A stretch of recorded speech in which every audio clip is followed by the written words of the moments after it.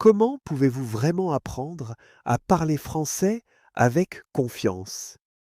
Laissez-moi vous aider à accélérer le processus en vous disant en 21 minutes ce que j'ai appris en 10 ans. Maintenant que j'ai passé plus de 10 ans, oh en fait, non, plus de 20 ans. Je devrais changer le titre. Plus de 20 ans à apprendre des langues comme l'anglais, le chinois, l'espagnol, et je me sens comme un locuteur confiant de ces langues. Cependant, ce que beaucoup de gens ne savent pas, c'est que j'ai aussi essayé d'apprendre l'italien, le malais et le japonais, et j'ai eu moins de succès. Pourquoi ai-je réussi dans certaines d'entre elles et échoué dans d'autres?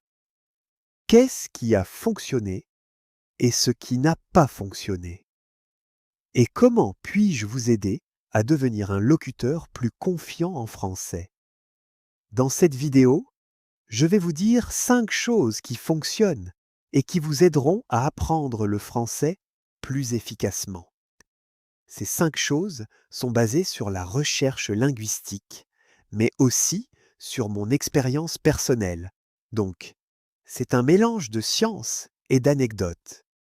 Je vais vous dire 5 choses qui fonctionnent et l'opposé qui ne fonctionne pas. Mais tout cela vous aidera à devenir ce locuteur confiant en français. Prêt? Allons-y. Numéro 1. Pour apprendre efficacement le français et devenir confiant, vous devez être concentré. En français, on dit mettre les œillères ou avoir les œillères. Si vous avez déjà vu des courses de chevaux, vous savez que les chevaux portent des œillères sur les yeux pour ne pas être distraits.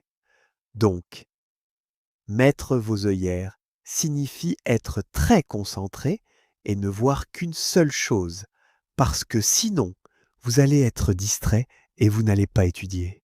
Il faut être vraiment, vraiment concentré. Mon expérience en Italie, saviez-vous que j'ai en fait vécu en Italie et enseigné à la police italienne? Je travaillais pour la police italienne en tant que professeur d'anglais. Il y a des histoires intéressantes là-bas, mais ce n'est pas le sujet. Le fait est que pendant ces mois où j'étais là, j'y suis resté 2 mois, j'ai appris un peu d'italien, juste de quoi me débrouiller dans les cafés, les magasins et les restaurants. Et pendant environ 1 semaine ou 2, après être rentré à la maison, j'ai continué à pratiquer. Mais ensuite, je n'avais pas le temps, j'étais trop occupé. Et cela ne s'est pas vraiment concrétisé. Je n'étais pas concentré. Ce n'était pas une priorité. C'est une leçon importante que j'ai apprise. Vous devez en faire une priorité. Sinon, quelque chose d'autre viendra et vous ne le ferez pas.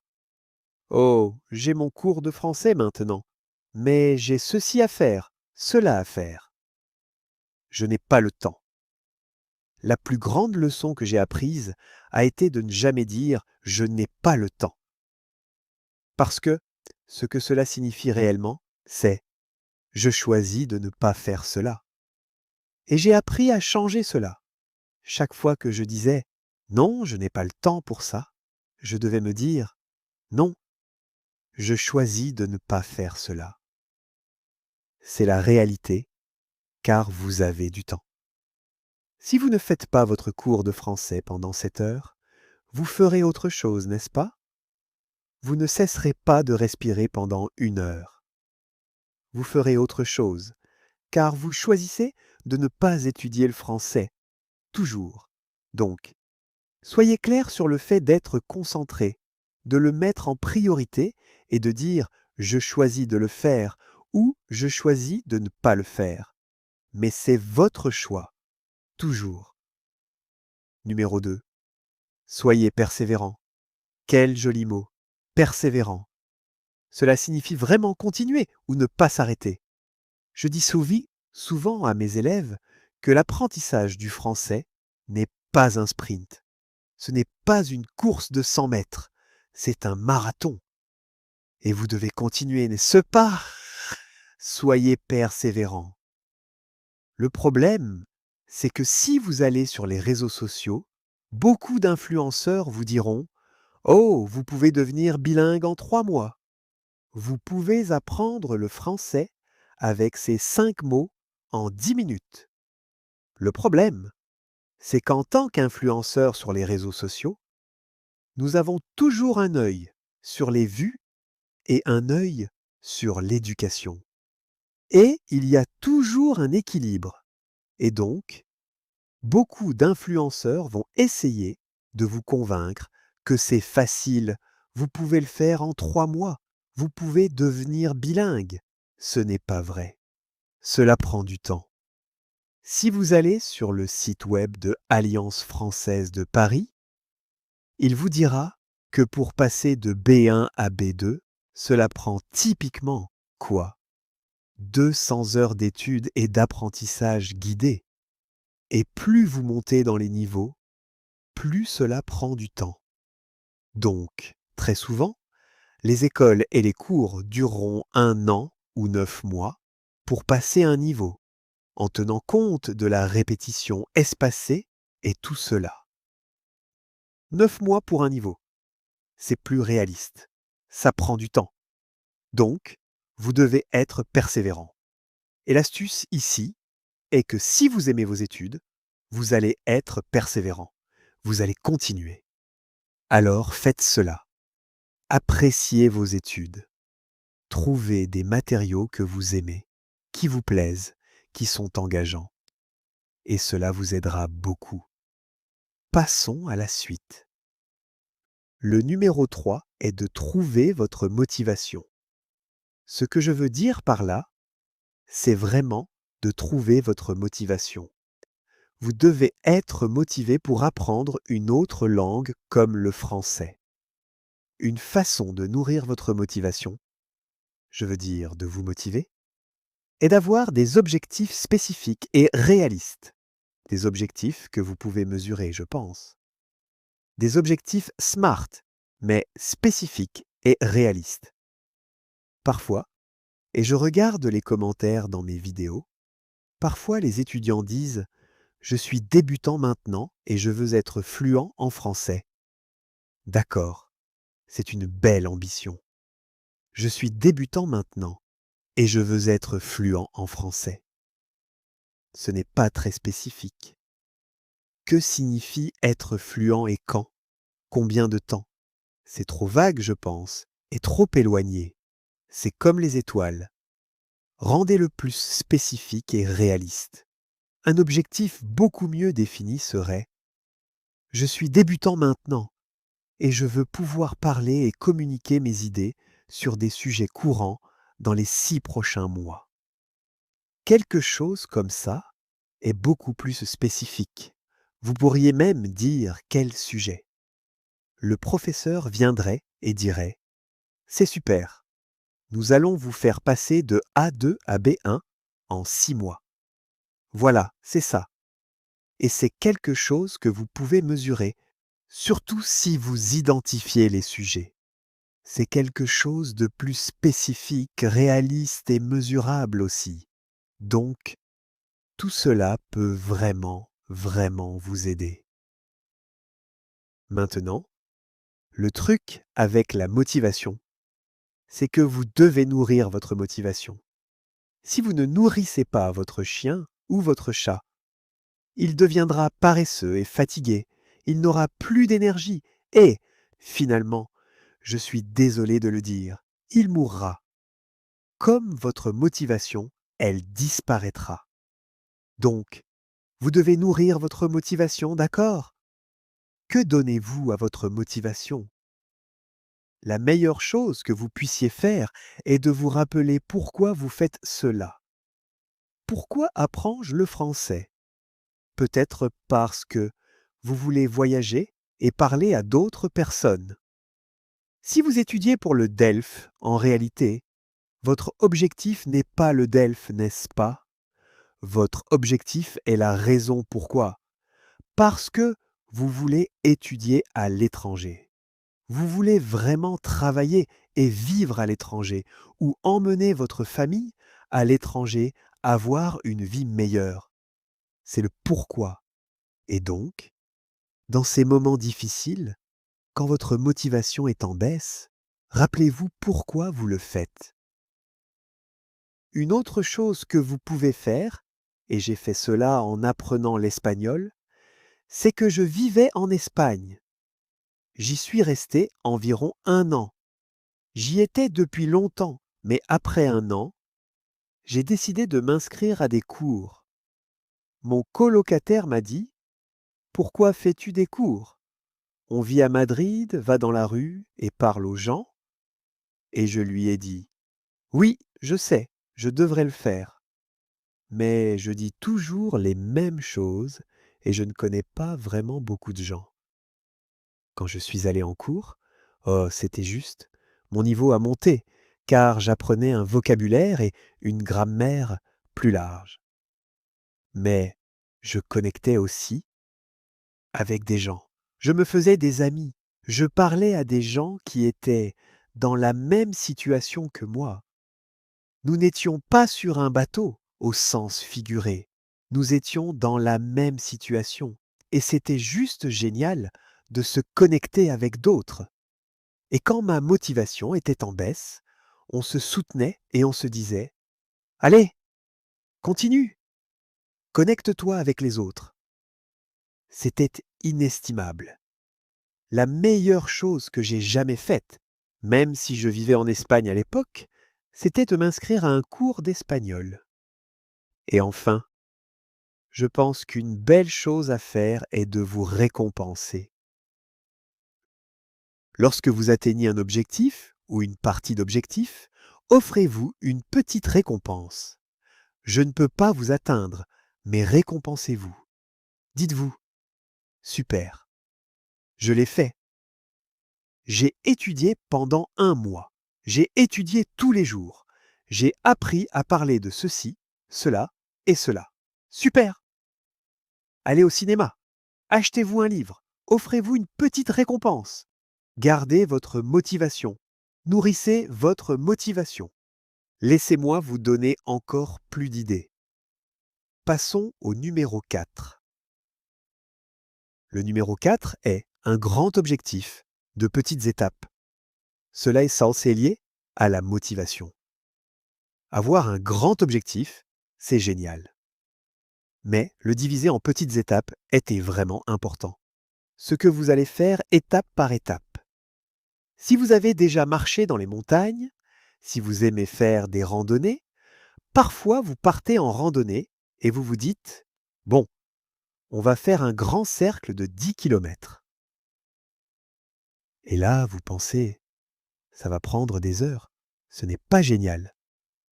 Ce qui est beaucoup mieux, c'est de dire: «Bon, ok, on va faire un cercle. Mais d'abord, on va aller jusqu'à ce sommet. Ensuite, on va aller jusqu'à ce lac. Puis, on va descendre la vallée jusqu'au village. Et puis, on fera le tour.» Ce sont des étapes, des petites étapes.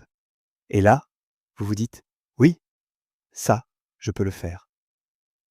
De petites choses que vous accomplissez en chemin. C'est super. Quand je suis arrivé en Chine il y a de nombreuses années, je savais que je voulais parler chinois et je voulais vraiment parler à un très haut niveau. J'étais un peu comme: je suis débutant, je veux être fluent en chinois. Mais je me suis aussi rendu compte que cela ne fonctionnerait pas. Alors, j'ai divisé l'objectif. Je me suis dit: OK, qu'est-ce que je vais faire? La première année, je voulais pouvoir communiquer avec ma famille et mes amis. C'était un objectif clé. Ensuite, je voulais pouvoir avoir des conversations quotidiennes avec les gens dans la rue, dans les magasins. Enfin, je voulais pouvoir travailler en chinois, être fonctionnel en chinois. Donc, j'ai divisé cela en 3 objectifs, chacun sur une année. Et je me souviens que pendant environ 8 mois, chaque jour, je partais 1 heure et demie, en cours, avant d'aller travailler. à 8 heures du matin. Je suivais des cours pendant 1 heure et demie, puis j'allais travailler. Et j'ai fait cela pendant 8 mois. Cela m'a permis d'atteindre un niveau A2. J'étais capable de parler à ma famille et mes amis de manière très simple. Passe-moi le sucre. J'aime ceci. Des choses comme ça. La clé était grand objectif, petites étapes. Vous voyez, les petites étapes vous aident à vous concentrer sur le moment présent, sur l'ici et maintenant. Quand vous avez de grands objectifs, vous commencez à penser « Oh mon Dieu, c'est tellement, c'est trop, c'est accablant ». Plus vous réfléchissez, moins vous êtes présent et vous vous perdez dans vos pensées. Pour éviter cela, pour être présent, des petites étapes, car ces petites étapes vous aident à vous concentrer sur le moment présent. Et cela fonctionne bien mieux. Donc, si vous avez l'objectif d'obtenir un score de 7 à l'IELTS, pensez à des petites étapes les 3 premiers mois, les 3 mois suivants, les 3 mois suivants. Qu'allez-vous faire? Comment allez-vous y parvenir? Grand objectif, petites étapes. Passons à la suite. Numéro 5, pratiquez beaucoup. Vous voyez? La grosse erreur que beaucoup d'élèves font, et j'ai fait la même, bien que je vais blâmer mon professeur à l'école de français, c'est que nous avons trop étudié. On étudiait juste. Et par étude, je veux dire lire, étudier encore et encore, apprendre la grammaire, lire, un peu d'écoute. C'était tout passif. C'était de l'étude. Nous ne pratiquions pas réellement. Nous ne parlions pas. Nous écrivions très peu, n'est-ce pas? Et c'est ce qui est arrivé avec le français. Vous savez, j'ai atteint l'âge de 18 ans après avoir étudié le français pendant 10 ans. Et je ne pouvais pas parler. C'est ridicule. Donc, c'est tellement important. Pratiquez beaucoup, où que vous soyez maintenant. Et pendant que vous étudiez, que ce soit avec des vidéos, mes vidéos, ou avec un livre. Pendant que vous étudiez, pratiquez en même temps. Vous pouvez pratiquer en parlant à voix haute, pratiquer la construction de phrases, changer des phrases.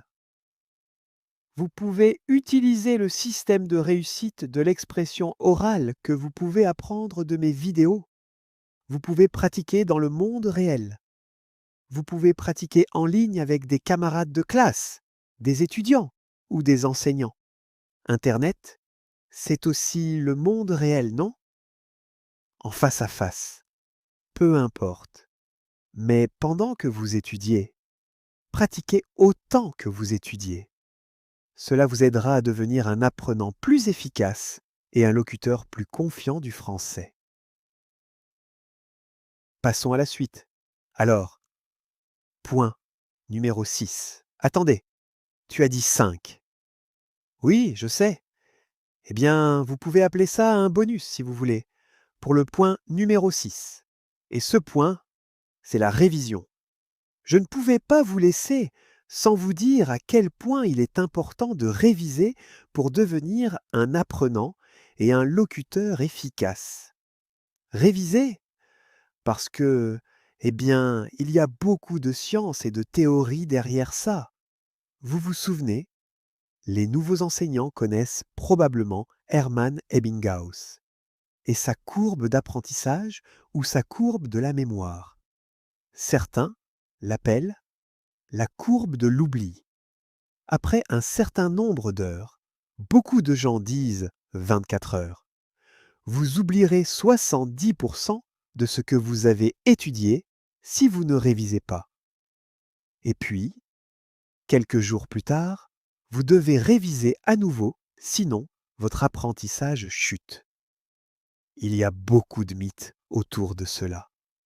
Et même, vous savez, Ebbinghaus, c'était le chercheur et la personne qui subissait l'expérience. Il était le candidat, si vous voulez. Donc, je pense qu'il y a beaucoup de défauts, mais l'idée générale est que si vous ne révisez pas dans la journée, dans la semaine, vous allez oublier une grande partie. Il y a aussi la théorie de la répétition espacée. C'est ce avec quoi fonctionnent la plupart des applications comme Duolingo. Vous apprenez des mots, puis le lendemain, ils reviennent. Quelques jours plus tard, ils reviennent à nouveau. Cette répétition espacée. Et cela fonctionne. C'est très, très important. Donc, je pense qu'il est essentiel de réviser. Ce que je fais avec mes cours de français ou d'espagnol maintenant, c'est qu'après le cours, je révise les notes que j'ai prises après quelques heures. Et puis, un jour ou deux plus tard, je ne révise pas les notes, mais je vais écouter ou regarder quelque chose sur le même sujet. Si j'ai regardé quelque chose sur la météo, je vais écouter le bulletin météo, ou je vais regarder un film sur la météo, ou je vais faire quelque chose sur un sujet similaire. C'est donc un recyclage de la langue. Réviser et recycler en gros, c'est immensément important, très précieux, assez facile à faire. Il suffit de trouver du temps. Rappelez-vous, ne dites pas « je n'ai pas le temps », c'est « je choisis de ne pas le faire » ou « je choisis de le faire ». Le choix est entre vos mains. Voilà, donc vous avez 5 ou 6 façons différentes pour vous aider à devenir un locuteur plus confiant. C'est tout pour aujourd'hui. Écoutez, merci beaucoup d'avoir pris le temps de passer ce moment avec moi. Si vous avez aimé, vous savez ce qu'il vous reste à faire. Si vous vous abonnez, vous savez ce qu'il vous reste à faire. Et écoutez, j'ai hâte de vous retrouver dans la prochaine vidéo. Continuez. Restez concentré, persévérant, motivé et tout le reste. Prenez soin de vous, mon ami. À bientôt.